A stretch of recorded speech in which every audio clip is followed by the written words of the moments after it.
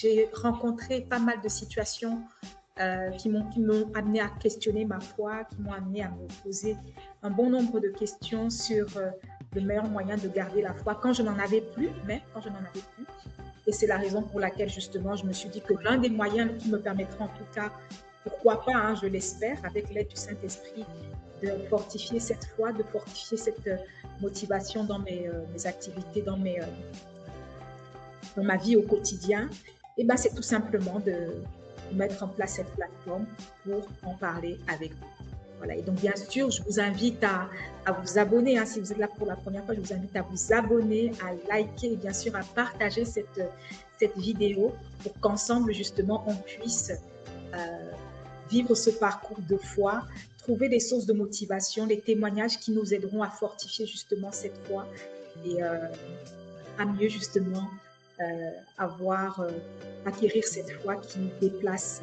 des montagnes. Et justement, peut-être pour commencer aujourd'hui, si vous avez vu les précédentes vidéos, je ne manquerai pas de vous mettre le lien de toute façon, que ce soit là quelque part sur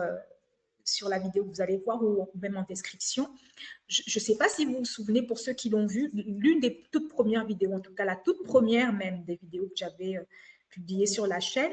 nous parlait de la foi, de la définition de la foi, de qu'est-ce que la foi. Voilà, c'était bel et bien le thème de cette vidéo-là. Et ça m'a donné l'occasion justement d'en discuter avec quelqu'un qui est aussi une source de motivation pour que je fasse cette aventure avec vous, qui a été la source de motivation principale, hein, ou en tout cas l'une des principales personnes qui m'a motivée, puisque on le sait, la meilleure des motivations, elle doit nous venir avant tout du Saint-Esprit. Mais voilà, cette personne a été, on va dire, un instrument du Saint-Esprit pour m'amener à redémarrer ce projet. Et quand j'ai échangé avec elle,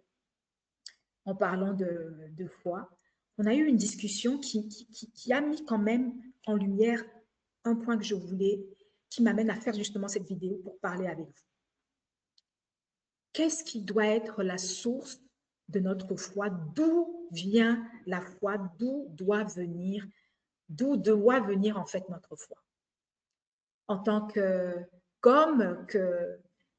femme, que ce soit en tant que professionnel, en tant qu'entrepreneur, en tant qu'employé, en tant que parent, stay-at-home father or dad or mother, maman à domicile, mère au foyer, père au foyer, que ce soit en tant qu'étudiant, que ce soit en tant que chercheur d'emploi ou tout simplement quelqu'un qui, de manière générale, cherche sa vocation. C'est vrai que quand on a parfois les réponses, il manque, comme ça m'a manqué justement pendant les 5 dernières années, c'est ce que je vous disais dans la première vidéo sur cette chaîne. Il nous manque parfois justement cette foi, il nous manque parfois justement ce coup de pouce ou ce coup je n'ai pas envie de dire coup de massue, en tout cas ce coup d'accélérateur qui nous dit allez, vas-y, fonce, fais ce que tu as à faire